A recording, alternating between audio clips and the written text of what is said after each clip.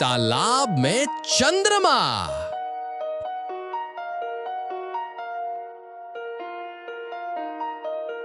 बहुत समय पहले एक विशाल जंगल के बीचों बीच गर्मियों का सूरज बहुत गुस्से में था। उसने जंगल की सारी नदियों का पानी सोख लिया। जमीन टूटे हुए शीशे की तरह फटने लगी और हर जानवर प्यासा था। विशक्षण नाम का एक छोटा और चतुर खरगोश एक सूखी हुई धारा के पास बैठा था। उसके लंबे कान लटके हुए थे।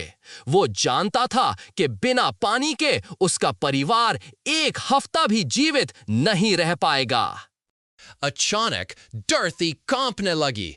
पेड़ों के बीच से गरजने जैसी आवाज आई और हाथियों का एक बड़ा झुंड वहां पहुंचा। उनका मुखिया दंतिल नाम का एक विशाल हाथी था, जो जितना बड़ा था उतना ही अभिमानी भी। उसे अपने पैरों के नीचे आने वाले छोटे जीवों की कोई परवाह नहीं थी। वो तो बस जंगल के बीचों बीच छिपे उस गुप्त झरने की तलाश में था, जहां अब भी थोड़ा पानी बचा था। दंतिल और उसका झुंड उस गुप्त झरने तक पहुंच गए और उन्होंने इतना पानी पिया कि पानी कम और कीचड़ भरा हो गया। विशक्षण आगे बढ़ा। उसका दिल तेजी से धड़क रहा था। महाराज दंतिल, उसने ऊंची आवाज में कहा, यह पानी यहां रहने वाले सभी जीवों का है।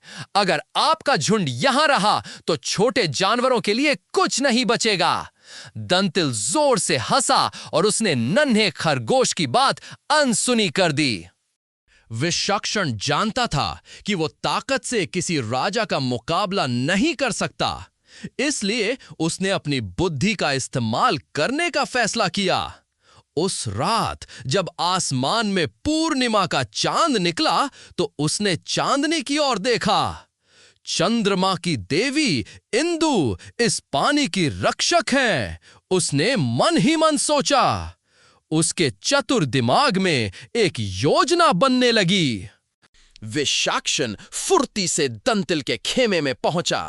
ओ राजा, वो चिल्लाया, मेरे पास स्वर्ग से एक संदेश है। चंद्रमा की देवी इंदु बहुत क्रोधित है कि आपने उनके पवित्र स्नान के तालाब को गंदा किया है।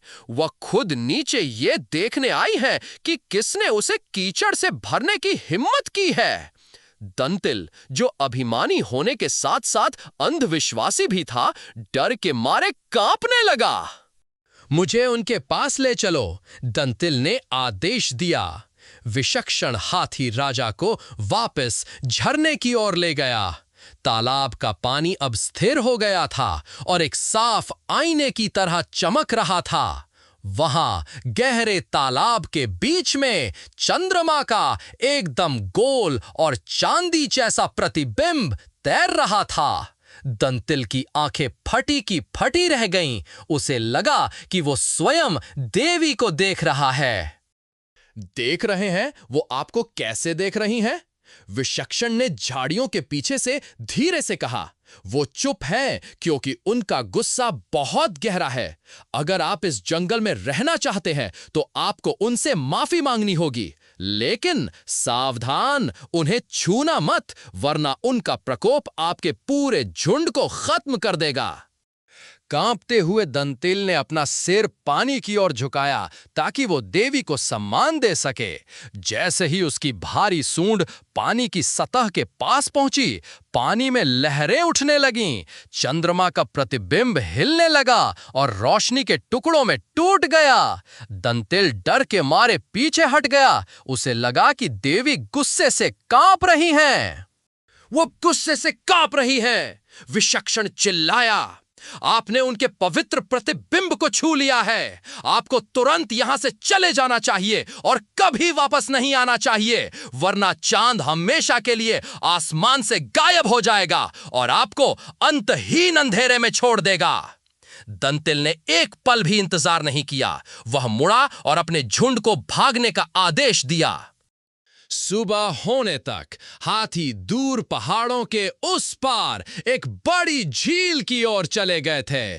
झरने का पानी फिर से साफ हो गया और जंगल के प्यासे जानवरों को पानी मिल गया। विशिक्षण किनारे पर बैठकर सूरज उगते देख रहा था।